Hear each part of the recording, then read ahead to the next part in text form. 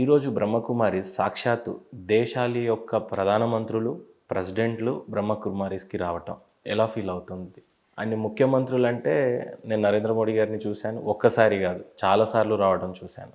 President గారిని చూశాను. అబ్దుల్ కలాం గారిని చూశాను. ఇప్పుడున్న ద్రౌపది ముర్ము గారు కానీ, సెలబ్రిటీస్ చిరంజీవి లాంటి వాళ్ళు, అమితాబ్ బచ్చన్ గారు కానీ, మొన్న మా చీఫ్ మినిస్టర్ మా రేవంత్ రెడ్డి గారు కానీ, ఇలా ఈ తాకిడి అనేది బ్రహ్మకుమారిస్ మీద ఉండటం అని అంటే అది చిన్న సక్సెస్ కాదు అసలు. ప్రపంచంలో చెప్పుకోదగ్గడానికి చాలా పెద్ద సక్సెస్. కానీ అది కూడా మీరు కన్సిడర్ చేయరు ఇది సక్సెస్గా అని. సో ఎలా అనిపిస్తూ ఉంటుంది ఈ జర్నీ గురించి చెప్పాలి అంటే? అంటే ప్రపంచంలో ప్రపంచాన్ని పాలించేటువంటి రాజ్యాలు ఆ టైంలో ఉండే. ఈరోజు రాజ్యాన్ని పాలిస్తున్నటువంటి ప్రధానమంత్రులు వీరే, ప్రెసిడెంట్లు వీళ్ళే రాజులు ఈరోజు. ఇలాంటి వాళ్ళు మౌంట్ అబ్బుకి వచ్చి టైం స్పెండ్ చేసి వాళ్ళల్లో ఏకాగ్రతని పెంచుకోవటం, ఆత్మని ఇంకా స్ట్రాంగ్ చేసుకోవటం, విల్ పవర్స్ పెంచుకోవటం, దాన్ని ఒక జ్ఞానం యొక్క కేంద్రంగా బ్రహ్మకుమారిస్ని ఇలాంటి వాళ్ళు పెద్దవాళ్ళు చూస్తున్నప్పుడు హౌ యూ ఫీల్ యాక్చువల్లీ? ఎలా అనిపిస్తూ ఉంటుంది బ్రహ్మకుమారిస్? ఎప్పుడైతే సంస్థ స్థాపన అయిందో అప్పుడే బాబా గారికి ఆ విజన్ ఏదైతే ఉందో, విజన్ ఏంటంటే ఈ రాజయోగం యొక్క జ్ఞానము ఏదైతే మన సనాతనంలో పూర్వం నుంచి యాక్చువల్లీ ఋషులు అందరూ అభ్యాసించింది, యోగాభ్యాసం చేసినవారు. మళ్ళీ ఈ యొక్క అభ్యాసము అందరికీ, విశ్వం అందరికీ చేరించాలి అనేది చాలా గొప్ప లక్ష్యం ఉండే అన్నమాట. ఆ టైంలో బాబా ముందు ఎవరైతే ఉండేనో వాళ్ళందరూ పాపం చిన్న చిన్న వాళ్ళు. బాబా విజన్ వాళ్ళకి అప్పుడు అర్థం అవ్వలే. ప్రధానమంత్రి వరకు రీచ్ అవుతాయి, దేశాలు దాటుతాయి అని కూడా వాళ్ళకి తెలియదు ఎవరికి అంత. ఎందుకంటే ఇప్పుడు లీడర్కి ఉన్న విజను నెమ్మదిగా సింక్ అవుతుంది అనమాట, అర్థం అవ్వడము. మళ్ళీ దాని ఒక రూపం అనేది ఫిజికల్గా ఈ ప్రపంచంలో దానికి ఒక రూపం రావడం అనేది కొంచెం టైం పడుతుంది. అండ్ అందరము భగవంతుని పిల్లలమే. మనం అందరము రోల్స్ ప్లే చేస్తున్నాము, ప్రధాని అని, లేక చీఫ్ మినిస్టర్ అని, లేక ఒక సాధారణ మనిషి అని. కానీ భగవంతుడి నుంచే లభించే శాంతి యొక్క అధికారం అందరికీ ఉంది. అవును. అందుకోసము అందరూ ఆ అధికారాన్ని పొందడానికి, ఆ శాంతిని పొందడానికి, ఎందుకంటే ఎంత పెద్ద లెవెల్లో అంత పెద్ద స్ట్రెస్ అనేది ఉంటుంది అనమాట. ఆ స్ట్రెస్ నుంచి, ఆ ఒత్తిడి నుంచి అందరికీ దూరం అవ్వాలని ఉంటుంది. ఇంకోటి ఏంటంటే ఈ యొక్క భారతీయ సంస్కృతిలో ఉన్న ఈ గొప్పదనాన్ని ఒక కామన్ మ్యాన్కి తెలవాలి. సాధారణ మానవుల దగ్గర ఒక ఊర్లో ఉన్న ఆ లేబర్ లేడీ ఉంటుంది చూడండి, అంతవరకు కూడా చేరించాలంటే మాధ్యమము ఎవరు? నేను అది చేయలేను కదా. చేసేది policy makers. So policy makers ఎవరంటే వీళ్ళందరూ రాజ్యాంగాన్ని ఎవరైతే నడిపిస్తున్నారో, సో వాళ్ళందరూ వాళ్ళకు కూడా ఇదే లక్ష్యం కదా, దేశాన్ని ఉద్ధరించాలి, అందరికీ ప్రశాంతత ఉండాలి, అందరి యొక్క చరిత్ర మంచిగా అవ్వాలనేది. యూత్ చూడండి, యూత్ ఈ రోజుల్లో పాపము ఈ డ్రగ్స్కు, దీనికి దానికి ఇలా బానిసలు అయిపోతున్నారు. సో అందరి యొక్క లక్ష్యము మన రాజ్యాన్ని నడిపించే వాళ్ళు కూడా ఇంకా వాళ్ళకైతే ఇంకా తీవ్రంగా మనకన్నా, ఎందుకంటే వాళ్ళ ముందు చాలా విషయాలు వస్తుంటాయి అన్నమాట. సొల్యూషన్ అందరికి కావాలి. అయితే వాళ్ళు ఎప్పుడైతే మన దగ్గర వచ్చి చూసి అండ్ ఫీల్ అయ్యి ప్రశాంతతను, మీరు ఫెయిల్ అయినందుకు మరి దాని కారణంగా ఈ ఇంటర్వ్యూ పెట్టించి ఉండొచ్చు. చాలా నెగిటివ్స్ ఉన్న వ్యక్తిని నేనే. ఆ తర్వాత అనిపించింది సరైన పద్ధతి ఇదే కదా అని నేను రియలైజ్ అయ్యాను. నేనే కదా, చాలా మంది సెలబ్రిటీస్ వాళ్ళ టెస్టిమోనియల్స్ చెప్తూనే ఉన్నారు ఎప్పటికప్పుడు. సో అది ఫీల్ అయ్యి ఎప్పుడైతే మనకు ప్లాట్ఫామ్ ఉందో, మనకు మనం చేయగలమో, సో ఆ విధంగా అందరికీ శాంతి అనేది ఇవ్వడానికి ఏదైతే ఆ భగవత్ సంకల్పం ఉందో, వీళ్ళు మన సోదరులు చాలా గొప్ప గొప్ప వాళ్ళు. సో వాళ్ళ ద్వారా ఈ కార్యక్రమం నడుస్తుంటే ఆ బాబా యొక్క స్వప్నం అనేది సాకారం అవుతున్నప్పుడు ఎందుకు సంతోషం అనేది రాడండి? చాలా సంతోషం ఫీల్ అవుతాము. ఇంకా మెయిన్ ఏంటంటే స్త్రీ శక్తిని గౌరవించడం అన్నమాట. ఇప్పుడు స్థాపన చేసిన బాబా గారు మీరు చెప్పినట్లు 1969లో దేహాన్ని త్యాగం చేసి అవ్యక్తమూర్తులు అయ్యారు. కానీ వారికి చాలా ఉండే అన్నమాట. వారికి ఒకటే సంకల్పము. మనం ఏమంటాము, దేశానికి, మనం ఈ దేశంలో మన యొక్క స్లోగన్ వందే మాతరం అంటాము. కానీ భారతదేశంలో ఎంత వందన, ఎంత గౌరవం అనేది స్త్రీలకు, అంటే పూజా రూపంలో సరస్వతీదేవి అని, దుర్గాదేవి అని, లక్ష్మీదేవి అని, కొన్నిసార్లు మనం అంటాం కదా ఫైనాన్స్ మినిస్టర్ అని. అంటే భారతదేశంలో ఎంత గొప్పదనము స్త్రీలకు ప్రాచీన కాలంలో ధర్మంలో ఇవ్వడం జరిగిందో, కానీ ప్రాక్టికల్లో ఈనాడు చూస్తే చాలా ఘోరంగా ఉంది వాడి పరిస్థితి. చాలా బాగా చెప్పారండి. భారతదేశం యొక్క ప్రాచీన సంస్కృతి గురించి మీరు చాలా చక్కగా చెప్పారు. అది అర్థమైందో లేదో వీళ్ళకి. దేవి రూపంలో పూజించాం అంటే ఆడదాన్ని తల్లిగా చూస్తారా, శ్రీమూర్తిగా చూస్తారా, శ్రీ శక్తిగా చూస్తారా, అది అప్పట్లో మనకు నేర్పించింది ఆ కాలమాన పరిస్థితులు. కానీ ఈరోజు ఆడపిల్లని పూజించడం కాదు కదా, గౌరవించడం కాదు కదా, ఏ కోణంలో చూస్తున్నారు అనేది చాలా బాగా చెప్పారండి.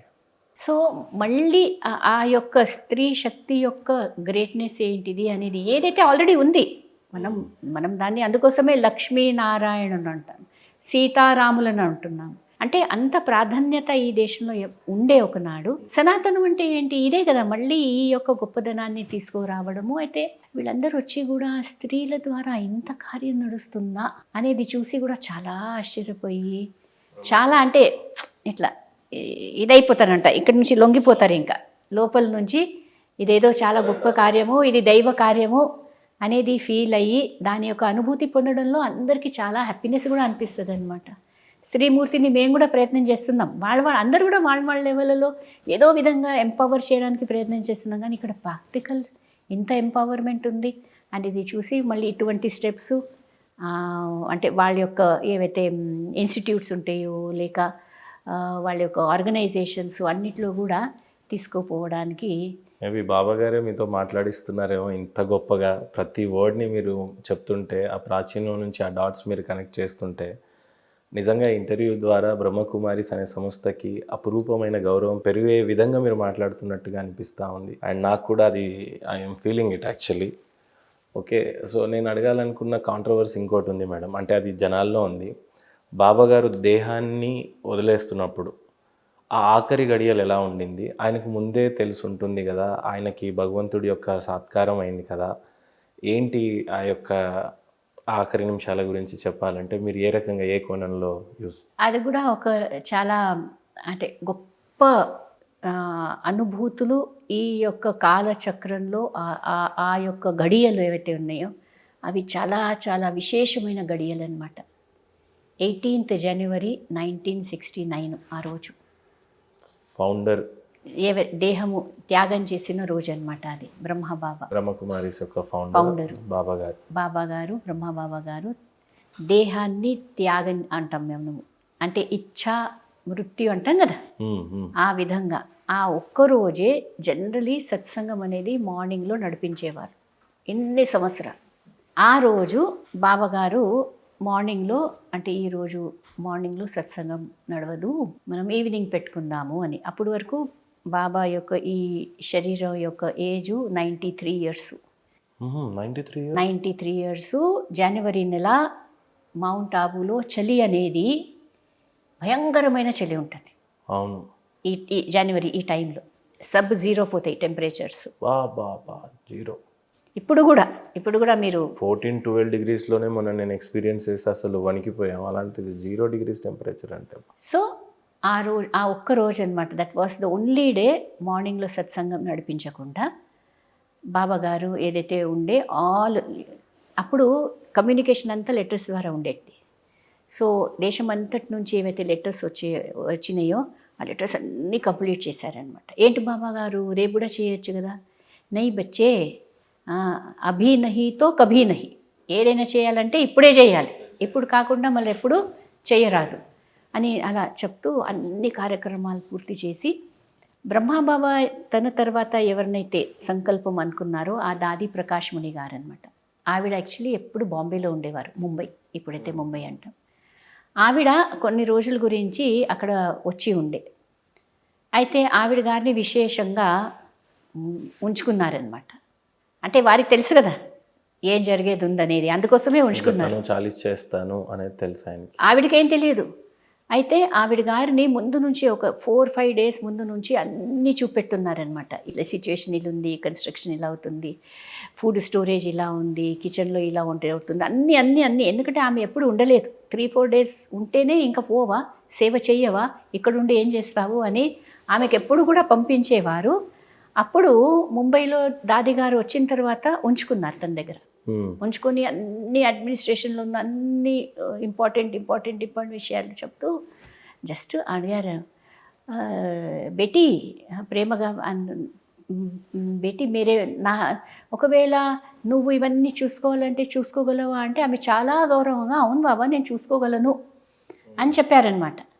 ఈ విషయము ఆవిడ ఒకసారి ఇదే ఎక్స్పీరియన్స్ చెప్తూ చెప్పారు, నాకేం తెలుసు బాబా నాకు ఈ ప్రశ్న ఎందుకు అడిగారు, నేను నాకున్న ఆ బాబా పైన ఉన్న ఆ రెస్పెక్ట్ కారణంగా ఆ గౌరవం కారణంగా నాకు ఇంత పాలన ఇచ్చారు అందుకోసం నేను చూసుకోగలిగాను అనుకున్నాను, కానీ ఇలా బాబా వెళ్ళిపోతారు ఇంకా నేను తర్వాత చూసుకునేది ఉందనేది నాకు ఎక్కడెక్కడెక్కడ దూరం దూరం వరకు ఆ యొక్క అసలు థాటే రాలే, కానీ నా నోటు నుంచి బాబా అనిపించుకున్నారు అని బాగా ఫీల్ అయిపోయారనమాట ఓనాడు. ఎమోషనల్గా